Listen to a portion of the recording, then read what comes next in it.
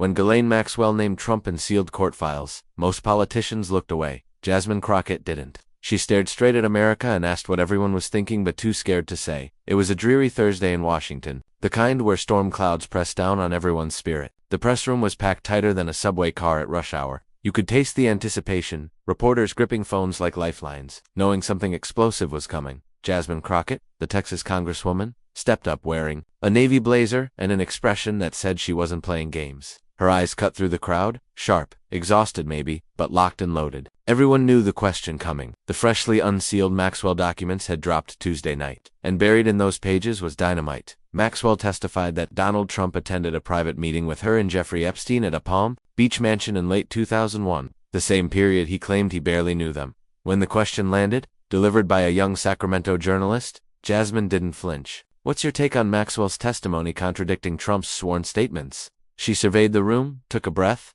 then let that slight smirk creep across her face. "I think his memory has issues," she said, tilting her head just so. "But only when women start speaking. Lightning in a bottle." One sentence that split the room. Some chuckled nervously, others sat frozen. Most typed furiously, knowing this would dominate every feed within minutes. And it did. Within an hour, her words were everywhere. X, TikTok, cable news. Looped and dissected and praised and condemned. But what nobody caught was Jasmine's face as she left that podium. No victory lap, no smile. She walked out clutching unused talking points, disappearing into the hallway. Meanwhile, in a Georgetown newsroom, investigative reporter Desiree Hollowell barely noticed the quip, her eyes locked on the actual document behind it. She replayed the court transcript excerpt and whispered, "That's new information." The story pulled everyone in. Cable anchors debated if Crockett crossed a line. Social media split down the middle, half celebrating her courage, half calling it grandstanding. In Phoenix, retired teacher Carla Jennings texted her granddaughter about that congresswoman who said what I've been thinking forever. Outside Sacramento, 19-year-old Zuri Washington watched the clip 6 times before messaging her group chat. She's not scared of him. That's wild. But the clapback morphed into something bigger. Journalists started digging, comparing Trump's statements over the years. This wasn't his first. I don't recall about Epstein, but Maxwell naming him directly with a specific date and location changed everything. By nightfall, hashtags trended #Glitchgate, #Trump, Maxwell docs. Even #Jasmine228, though she laughed that off later on a podcast in her office off Constitution Avenue. Jasmine sat with her communications director, voice low and tired. "They're coming for me hard, aren't they?" Her aide nodded slowly. Jasmine exhaled, leaned back. "Good, let them." I didn't lie. But as media frenzy peaked, the real question emerged. What exactly did those documents reveal? And why was everyone so nervous? They weren't flashy documents. No bold headers, no dramatic redactions, just plain PDFs, dropped quietly Tuesday evening by a federal clerk in New York as part of a court-ordered release. Hundreds of pages, some repetitive, others cryptic. But tucked into Appendix 3, around page 368, was the bombshell. Ghislaine Maxwell, during a 2015 deposition, described a gathering at a Palm Beach residence. Asked about high-profile individuals present with Epstein at social or business meetings, she answered, "Yes, there was a dinner in late 2001. Donald Trump was there. He wore a dark suit, very tan. Jeffrey seemed unusually deferential." That last word, deferential, sent shockwaves. No photo, no transcript, no guest list. But this was sworn testimony contradicting Trump's dozen public denials since 2015 about barely knowing Maxwell or Epstein. In Desiree's newsroom, phones erupted. Her researcher Theo pulled archival footage. Trump had attended at least 3 Palm Beach events in late 2001, 1 fundraiser, 1 private dinner at the Breakers Hotel, and a 3rd gathering nobody could pin down, just a vague society. Column mentions of a quiet evening hosted by a local financier. By morning, major outlets ran with it. CNN, Maxwell deposition names Trump at 2001 dinner. Fox News, Democrats weaponize court docs ahead of campaign. But beyond political ammunition, legal experts weighed in. Retired prosecutor Randy Alcott told the Tampa Morning Show if Maxwell's statement holds and any corroborating witness emerges, this isn't just embarrassing, it could mean perjury claims if Trump's past sworn statements prove false.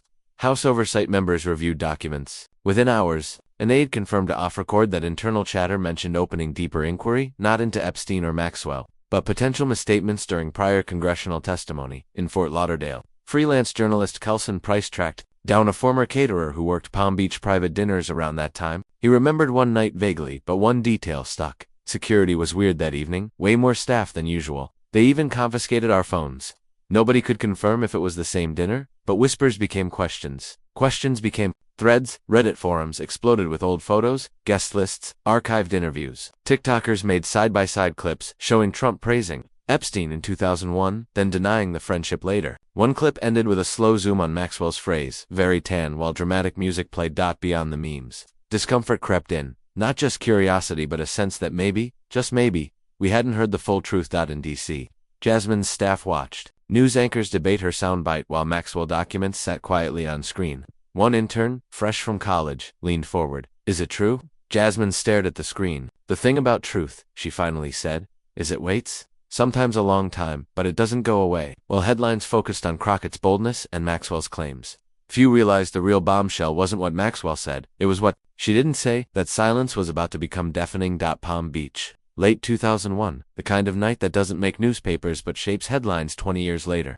According to court documents, the gathering wasn't meant to be no cameras, no big names on programs, just a quiet dinner at a private estate on El Camino Real, walking distance from the water, far enough from Mar-a-Lago to stave off radar. The home belonged to hedge fund executive Alton Reeves, unknown outside finance circles but connected to Epstein through several offshore accounts. His estate was known for two things: brutal security and no uninvited plus ones. Maxwell said Trump was there. She said Epstein brought him. No media, no wives, just men with money and time. A few women floated through the dining area, but none sat with them. When Desiree's team found property records linking Reeves to the address, they cross-referenced travel logs. That night, Trump had no public events scheduled. He'd arrived in Palm Beach 3 days earlier, stayed at Mar-a-Lago, kept his calendar clear. Desiree called a former house manager named Conrad Rivers who'd worked for Reeves 3 years. "Hadn't spoken to media since leaving Florida in 2009, he answered immediately. "I remember that night," he said quickly, like he'd been expecting this call. "We weren't allowed to discuss it.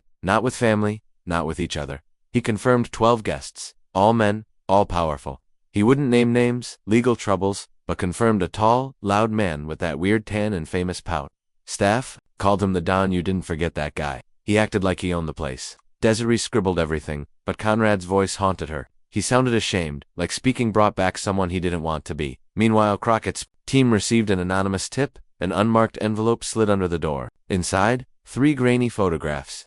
One clearly showed Trump's silhouette beside Epstein near Reeves' mansion's entry gate. No timestamp, no context, just the image. Jasmine locked it in her safe, told her aide, "Let reporters chase that. If it's real, it'll surface." In Miami, Kelson Price tracked down Palm Beach socialite Alina Knox. She wasn't at the dinner, but her husband, a private banker, was a Reeves regular. He came home that night quiet. She recalled, on her porch, sipping water.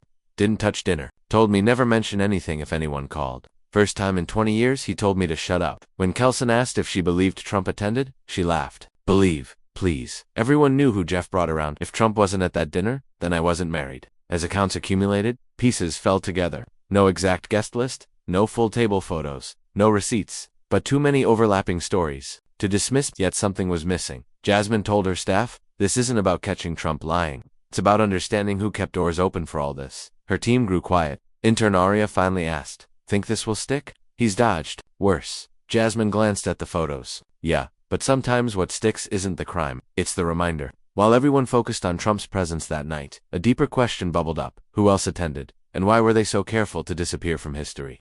Before headlines, before cameras, before Congress, Jasmine Crockett was a public defender, struggling with rent in Oak Cliff, Texas. Her office barely had a seat, her car door stuck in summer. She survived on protein bars because lunch got skipped. Between hearings, that's the version she rarely showed, but it's where her voice was forged. She was 25 the first time she sat across from a teenage girl, charged with assault for pushing mall security. The girl had bruises from the takedown. The arrest report omitted the guard slamming her into a bench. "I'm not saying I didn't push him," the girl whispered, "but he said I looked like trouble. Grabbed my arm like I was already guilty." Jasmine never forgot those words. Years later in politics, that memory followed, not because the case was high-profile, but because it was her first lesson in how language could twist justice, how the right tone in a report could erase reality.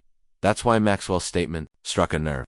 It wasn't just Trump, it was how powerful people told stories leaving no fingerprints, about who got believed and who died in single quotes. After her viral conference, Jasmine sat while reporters buzzed outside. Chief of Staff Reuben Parson paced. "You know they'll dig into everything now. Old court records, cases from your practice days, that 2014 blog post, all of it." She nodded. "Let them, I never hid." Reuben dropped into a chair, exhaled slowly. You could have taken the safe road, said something neutral, waited for committee review. But instead I said what I meant, she interrupted.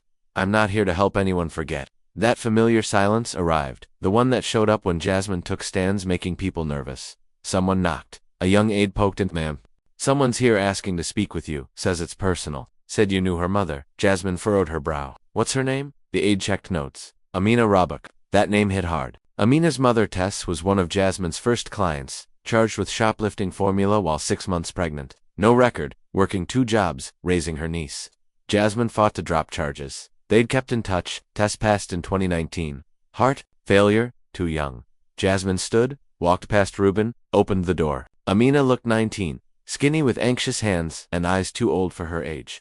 Didn't mean to barge in, she said, clutching folded paper. Saw you on TV. Mom used to talk about you like a superhero. Just wanted to say thank you. Jasmine stepped forward, hugged her. It caught Amina off. I don't feel like a superhero, Jasmine whispered. Amina pulled back, eyes full of something Jasmine couldn't name. Maybe grief, maybe pride. You said truth waits. Amina said softly. Well, I think it found the right person. After she left, Jasmine sat quietly. Ruben stayed silent. Finally, she spoke. This isn't about Donald. It's about all the men who sit in rooms like that dinner and make sure people like Tess never get heard. She leaned forward. I'm not afraid of them. I'm afraid of what happens if we say nothing. But while Jasmine wrestled with memories and motives, Trump's team prepared their counterattack. And they weren't coming quietly. The first response came, not from Trump but longtime spokesperson Trevor Kelly. Slick suit, gelled hair, permanent smirk. He appeared on a conservative Orlando morning show and went for the throat. This is another performance from a Democrat desperate for attention, Kelly said. Congresswoman Crockett should focus on helping constituents instead of chasing fairy tales from convicted felons like Maxwell. The host nodded along.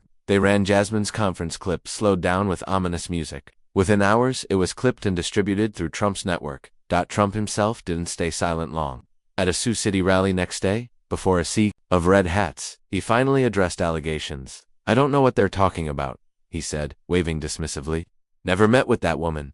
Didn't attend some secret dinner? They're making it up. This congresswoman, what's her name? Jasmine? She's got nerve. A lot of nerve.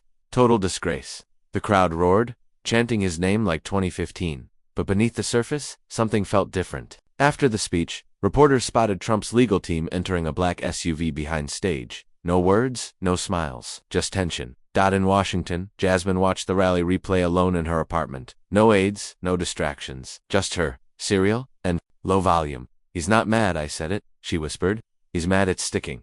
Next morning, her inbox overflowed. Expected hate mail, threats, crude memes, but also quiet notes from Republican staffers, former campaign aides. One said, "You're not wrong. Just be careful." Ruben knocked around 8:30 a.m. carrying a folder. Worried look. They're pushing back hard. Trump's lawyers sent a letter to oversight requesting an ethics review on your conduct. She took the folder, scanned documents, her name underlined 4 times. They want a fight, she said calmly. They're about to get one. Media frenzy hit new levels that afternoon. CNN ran a panel with 3 legal analysts and a former federal judge debating deferential and Maxwell's deposition implications. Analyst Clarice Ventura made the cutting point. It's not just whether Trump attended that dinner. It's whether he lied about knowing Epstein. If he did under oath, this isn't political, it's prosecutorial. That clip went viral too, not for legal nuance but the judge's expression. A subtle twitch like he knew where this headed but wouldn't say it. Trump's inner circle circled wagons. Don Jr. posted videos mocking Jasmine's voice. Eric shared an old photo of Trump with Marines captioned "Real men don't prove anything." Lara went on radio claiming documents were fake despite verified sources. But behind noise, cracks showed. A Naples donor quietly pulled support. A Pennsylvania strategist canceled a fundraiser. Even conservative radio hosts began asking if maybe the story deserved a second look.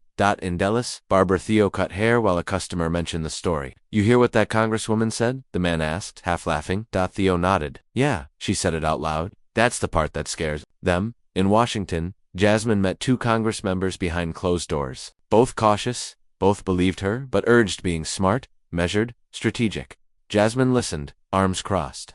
When done, she looked them in the eye and asked a question hanging like smoke. Since when did telling the truth become a tactical decision? But just as Trump's team ramped defense, someone unexpected prepared to speak. And what she remembered from that dinner might change everything. The email hit Desiree Hollowell's inbox at 1:45 a.m. Subject, "You don't know me but I can help." She was used to odd messages, tipsters, trolls, dead ends, but this stood out. Clean, no rambling, no misspellings, just a name she hadn't heard in years. Mary Beth Canfield.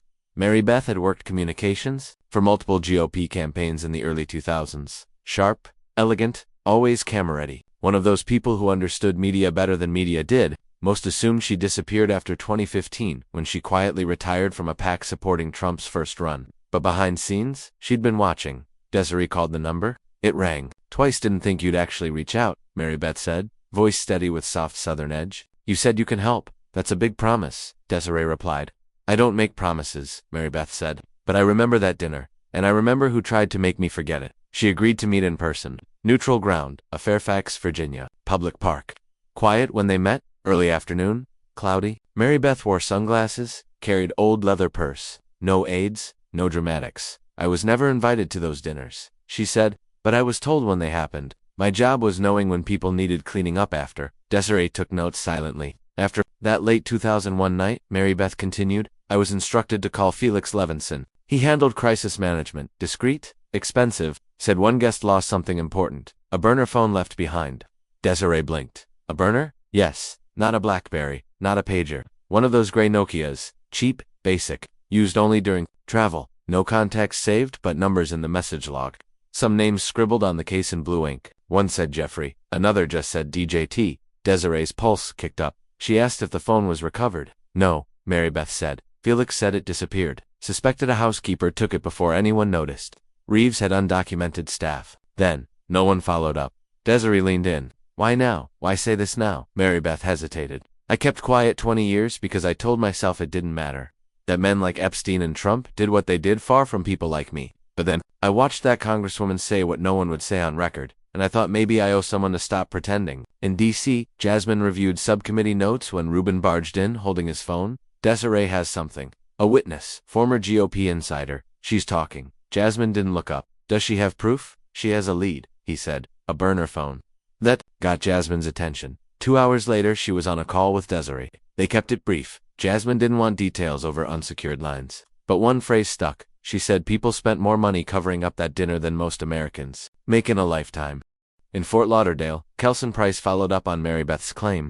He traced Felix Levinson to a shell consulting firm quietly dissolved in 2004. The address led to a storage facility. He got inside with a private investigator. Inside one old rented unit behind dusty crates and forgotten tech, they found paper records, client names, calendar logs, coded invoices. One line dated January 31, 2002, simply read, ECR replace phone. Possible breach. No contact with staff. Kelson photographed it, sent to Desiree. Desiree sent to Jasmine. She stared, heart pounding. ECR, El Camino, real. The mansion. And there it was, a sliver of proof. Small maybe, but real. Rubin walked in as she stared at the image. This isn't just about a burner phone anymore, she said. No, he replied. This is about who's been building walls around truth and who's about to watch them come down. But even as this new witness stepped into light, the deeper question remained. Could a single forgotten phone and one woman's memory bring down a legacy built on silence? The photo of that invoice, just one blurry entry with replaced phone? Possible. Breach spread faster than any official report. Not courtroom proof, but in public opinion court, it was gasoline. Jasmine didn't wait. She called a closed-door strategy session with 3 lawmakers and 2 legal advisors. Voice calm, but eyes serious. We're not accusing, we're investigating, she said. Stick to facts. Follow the trail. Keep our foot on the gas. By next day, her office submitted formal requests to House Oversight for limited inquiry into potential witness contradictions tied to Epstein-era investigations. Wording tight, lawyer reviewed, designed to avoid Ulot war. But everyone knew what it meant. In Florida, Kelson Price kept working angles. He met a former bodyguard who'd worked briefly for Alton Reeves in 2001. The man, only going by Devin, was cautious, signed NDA's been warned, but he remembered. They made us stay in the guest house, he said, flipping through old paperwork. Weren't allowed near main building once guests arrived. But I caught glimpses. Glimpses of who? Kelson asked. Devin hesitated. Trump. Epstein, a woman in white I now think was Maxwell, 2 other men I couldn't name. One carried a briefcase entire night, didn't even set it down. Kelson asked if anything unusual happened. Devin nodded. They talked about flights? Something about someone being late from Westchester. Then higher-up security asked if any electronics were left behind. Next day I was told stop asking questions. That detail lined up with Mary Beth's burner phone story. Trail growing. Meanwhile, Jasmine's hearing call got real traction. Not everyone aboard, but enough Congress members quietly acknowledged public pressure. C-SPAN viewership spiked. Political blogs couldn't stop writing about the lost phone. Even people avoiding politics asked questions at dinner tables and break rooms. At Justice Department, a mid-level official leaked that internal emails circulated responding to Crockett inquiry. Phrase reevaluate prior testimonies appeared repeatedly. That night, Jasmine met Desiree in a downtown parking garage. No media, just two women in long coats carrying more weight than they'd admit.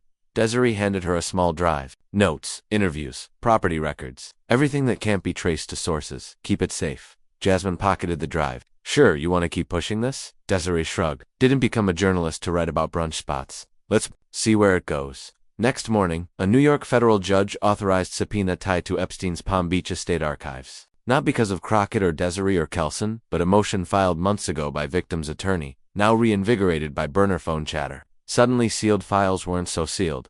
Rubin read the alert, pouring coffee in Jasmine's office. They blinked, he said. No, she replied. They flinched. Blinking comes next. Public reaction exploded again. Hashtag the lost phone and hashtag Jasmine new trended nationwide. Talk radio flipped. One conservative host who'd mocked her admitted, not saying she's right, but she's damn sure not wrong to ask these questions. In Milwaukee, high school civics teacher Mr. Crenshaw played a 10-minute segment for his class. Afterward, a student asked, why does it take 20 years for people to care? He didn't have a good answer. Meanwhile, Trump's legal team scrambled. One lawyer photographed leaving U.S. Attorney's office late night, looking visibly agitated. Speculation grew. They were trying to get ahead of potential charges, not against Trump directly, but anyone who might have falsified or destroyed records tied to original Epstein probe. In her apartment that night, Jasmine sat at her desk looking at a photo of her mother taken years ago at nursing graduation. She whispered, they still don't see us, but they're about to feel us. But just as subpoenas flew and rumors tightened into facts, the country began dividing not just over what happened, but whether anyone would be held accountable at all. The hearing room was quiet, not storm before quiet, but the stillness when nobody knows which line's about to be crossed. Jasmine sat at the long table's end, fingers folded, notes untouched. This wasn't official hearing, not yet. A briefing technically, limited press, limited power. But everyone knew, eyes were on them. The public had shown up, if not in person, and for first time whispers turned to expectations. A staffer whispered, live in 2 minutes. She nodded, looked down at a note someone slid her before session. Not signed, just sharp black ink. We hear you, don't let them silence it again. She tucked it in her jacket as session began. Lawmakers took turns reading statements, mostly cautious. A few danced around Maxwell documents. One representative spoke about weaponization of decades-old scandals. Another urged caution against speculation.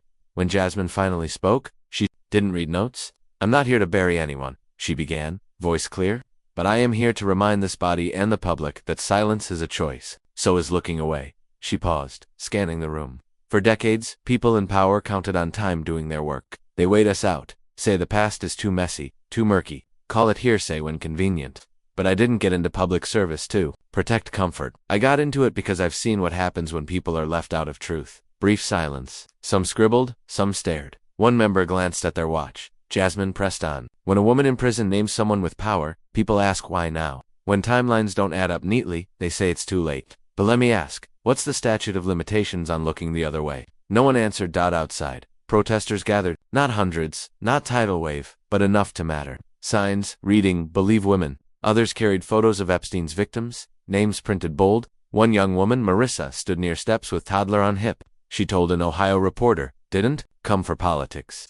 Came because I want my daughter growing up in a world where rich men don't get to erase things just because they're rich. Meanwhile, at a Scottsdale conservative think tank, two senior analysts debated whether Trump should address documents directly. Can't ignore this much longer, one said. Not about legality anymore. It's about narrative. But Trump didn't respond. Not on Truth Social, not at rallies, not through his team. His silence began feeling heavy. That evening, Jasmine returned home later than usual. Quiet halls.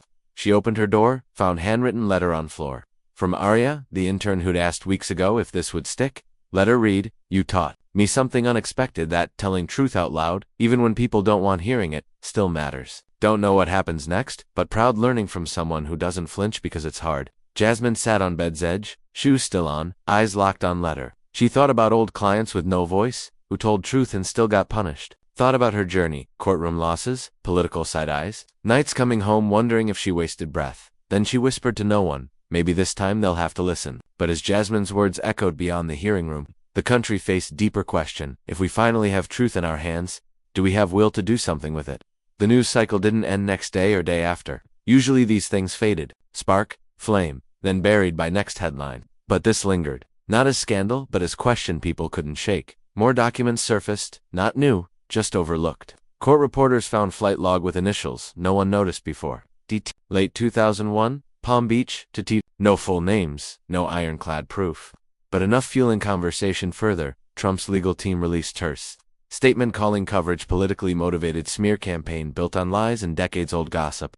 Didn't address phone and voice or witness accounts. Behind scenes, donors pulled back. Not loudly, not protesting, just quietly. One canceled Tulsa dinner fundraiser. Another paused Michigan ad spending. Campaign carried on, but something shifted. Meanwhile, Jasmine's name popped up unexpected places. Charleston mother made daughter write leadership essay, chose Jasmine. Small Kansas newspaper ran editorial, sometimes truth needs voice with bite. Arizona veteran wrote his congressman, don't agree with that woman's politics but believe she's telling truth. For Jasmine, days were long. Every interview request carried risks. Every sentence walked a line between conviction and caution. Still, she stayed present. Committee meetings, community calls, district check-ins. Didn't change tone, didn't flinch when questioned. Oh.